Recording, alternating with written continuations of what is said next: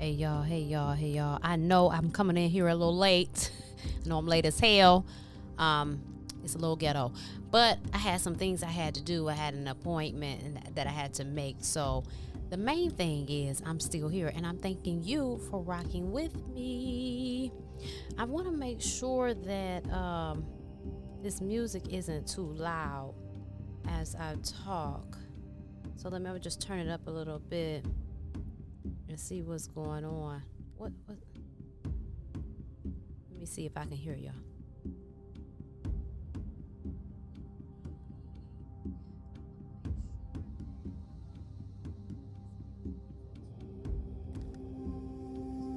I'm gonna turn it. All right. I think we good to go. So anyway, today I'm getting on here. I'm about to tell y'all a story. A story time. I don't have any pre-recorded video. We are doing this. We are raw dogging this today.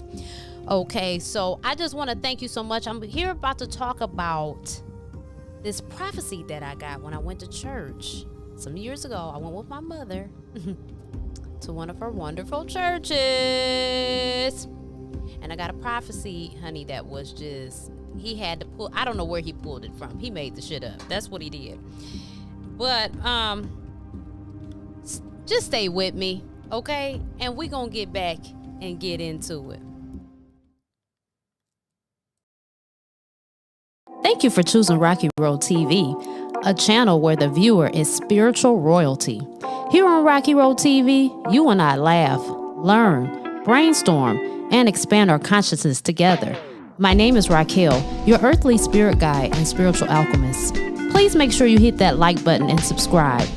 If you clicked on this video, it was meant for you, so stick around. We're back. Turn this music back up. So, y'all like that music? So anyway, I go to church with my mom. I've been raised in church heavily. Let me give you a little background. First of all, both sides of my family are heavy in church, okay? I got pastors, some type of pastors on both sides of my family. People that went to theological school. I think that's what you call it. You know, they went to go get their degree in pastoral services or whatever. Theologian, whatever it is. You know what I'm talking about. And so they are heavily indoctrinated, honey, and they will hit you upside your head with a Bible. And I think it's very important that I express that so you know where I'm coming from. My mom was the type that she was almost, you know what the saying is, so heavenly bound, no earthly good type of thing. And so when my dad had filed for divorce but then came back, one of her contingencies was that he would sit and watch religious programming with her. She would watch the TBN network, something like that. And everybody on that boy looked crazy as hell. If you know what I'm talking about, if you don't know, back in the day, it was like Jesse Duplantis. He didn't look crazy. He was funny, but still, she would watch, what was that song? Evidence. What was his name? Fred Price, I think it was, and some other ones. It was some white people. One of the lady had like a clown makeup on. It was a lot going on, you know, and I didn't understand it. We did go to church every Sunday. Now, both parents, they met in church. My parents met in church actually, and their parents went to a church that you couldn't get married with rings. You had to get married by a watch. You couldn't wear the color red. You couldn't wear pants. It was a lot of stuff, a lot of foolishness, you know, just religious indoctrination. That's what it was. And so I'm just giving you perspective on the mind frame. So one thing interesting about religious people, now mind you, I came from Pentecostal apostolic background, and I think Church of God in Christ is similar too. They like the prophecy and the speaking in tongues, but you know, a doggone psychic is from hell. And it just doesn't make any sense. But at any rate, I noticed that the whole prophecy gig would be more of like a carrot to get people in there, because people are really, whether they admit to it or not, they are drawn in by the supernatural. What they don't realize is that's what we are to the core of us. We're just in vessels. But at any rate, that's how they would bring people in these churches. They would prophesy to them. And, you know, there is con artists everywhere. We know it's a lot of con artists in the church. I mean, the whole thing is a damn sham if they really want to be honest with it. But that's another conversation for another day.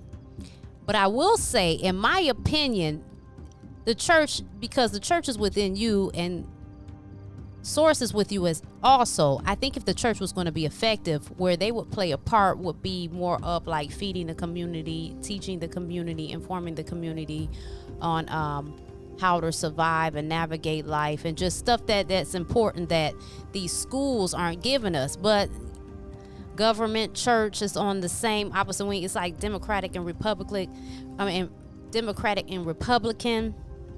They're on the same bird, just different wings. And so because they are funded by the government, a lot of them, not all of them, like Sister Vanessa Brooks said, which was a former pastor on my last video, all pastors are not crooked. But that was last week's video, I believe. So that's not all. She was funding her church, doing it out of her pocket. But the ones that are funded by the government, they are regulated, and there's things that they cannot talk about. And so what they do, they get into the shams. It gets to be a bit much. You know, power corrupts. It really does. So at any rate, I go to church with my mom. And this guy wanted to prophesy to me. Okay, whatever.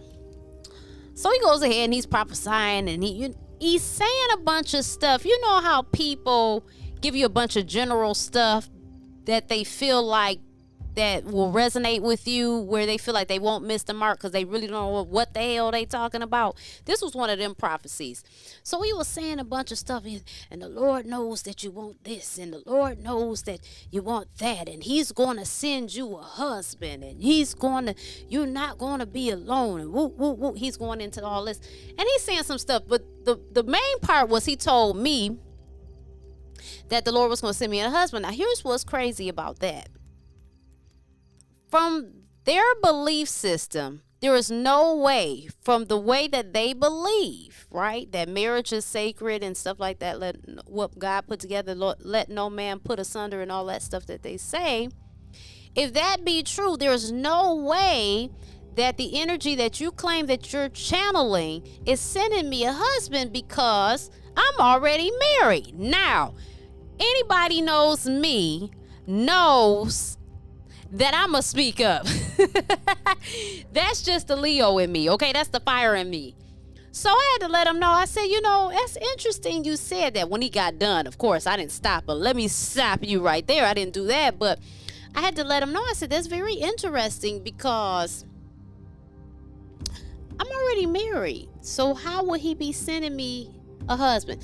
So of course he was so embarrassed, right? He was super embarrassed. He was apologizing to my mother. My mom kind of chuckled because she knows me, but she was embarrassed for him, and she was like, he really meant no harm. Whoop, whoop, whoop. I don't think he meant harm, but what I think is people so busy, they are so busy in their ego, and they so busy want to shine, act like they know some shit, and they don't know a motherfucking thing, that they will make up anything. And then they run across a person like me that's a thinker and is going to call you out on your shit, and then they get embarrassed. Now, no harm, no foul. I'm telling you this. I ain't told you the church. I don't tell you that. I don't know the man's name. I don't remember. It wasn't that significant. I just remember this to tell you. And as you know, I didn't tell you all the details because I don't remember that either. I just remember the one thing that stuck up that let me know he was pulling this shit up out of his ass. And that's what I'm sharing with you today. So I thought that was just crazy. We gotta stop making shit up. And at the end of the day, God is within you. It's up to you to get a relationship with him. I think that psychics and these tools and these blessings and gifts that Source has given us are very helpful, but I think you should lean on nothing else other than your direct connection. And when we use these mediums constantly, we never get to our direct connection. And see, they do all of these antics to build their church and get their money and stuff like that.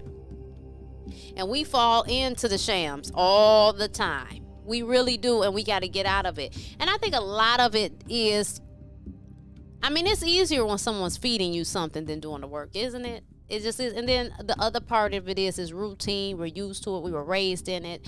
We were raised not to question it. Now, we millennials, excuse me, this is why I like to pre-record my shit and edit it, because all of that dumb shit. But anyway, we millennials are coming forth and we question things, and then our children are going to be different, and as so on and so on. We all are pushing the envelope as each generation comes forward. We not trying to hear that foolery. But yeah, I sure had to let bruh know. There was another church that I went to, and I noticed every time new people would come in, the female pastor all of a sudden would have a word from the Lord.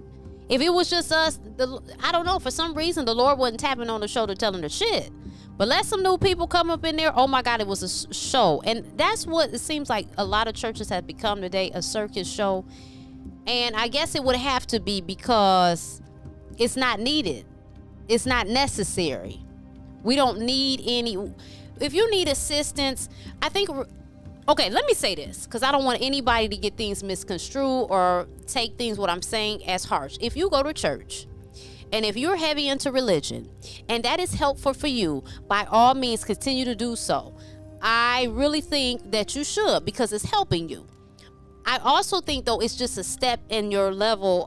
It's a stepping stone into spirituality and getting a divine connection, rediscovering your divine connection with Source. That's what I think. I think it's a stepping stone, and I think you're supposed to graduate from that. And sometimes people don't, and it's okay. It's no shame if you haven't. I'm not saying you're stupid or nothing like that, but I'm just saying that, in my estimation, it's a stepping stone. And I done stepped across that stone a long time ago. My family's still heavy in it, baby. Let you go to one of my people's funeral. Everybody who's a minister about to step up and say something. They really are. It's crazy. You be in there malnourished, about to pass the hell out, because all these pastors have to come forth. But it was unfortunate for him. Shit, I didn't care. I chuckled at that. Baby, I had a good tee-hee-hee. You hear me? I had a good tee-hee-hee. But yeah, that is my conversation and story time for y'all today. I stay a little bit for question and answer. If you got any questions for me, you want to go back and forth, let me know. But that was the story, baby. We got to stop scamming people. If you don't know. Now, here's the thing. There are people, I want to say this too before I sign out. There are people that have the imposter syndrome that are the real deal. But I think generally those are people that are really genuine and just really don't want to mislead people. But you got people that don't care, honey. They will jump ass in and show their ass and break their ass, just trying to act like they know something, just trying to get some money, just trying to get some attention, following whatever they going for. But you got to do that, because somebody going to call your ass out. They are. They going to expose you for lying. Now, I'm not saying this man was lying. Yeah, he was lying. Ain't no way. Ain't no way. Ain't no way. Ain't no way. The Lord did not tell him that. So we going to leave that with that. Thank you for rocking with me. Like and comment on this video. Just drop an emoji if nothing else. Let me know where you're at. Do something. Share it. If you vibing with it, I thank you so much for kicking it with me. Thank you for being patient. I came in late. Listen, I'm not perfect. I got stuff going on too. Okay, I gotta live life. This ain't my only hookup. And pretty soon, y'all, I'm about to start doing video work and advertisement for my husband's business, because he does HVAC. So when I tell you my husband is the GOAT at that, if you're in the Metro Detroit area and you need someone to do your heating, ventilation, and cooling, if you need someone to put in a furnace, fix the furnace, put in some air conditioning, ductwork, all that, contact me and I'll point you in the right direction, because they bad out here in these streets. All right, love y'all. Let me know how you felt. Let me know what you're thinking. Let me know if that resonates, if that's happened to you. That's just my story. I love you.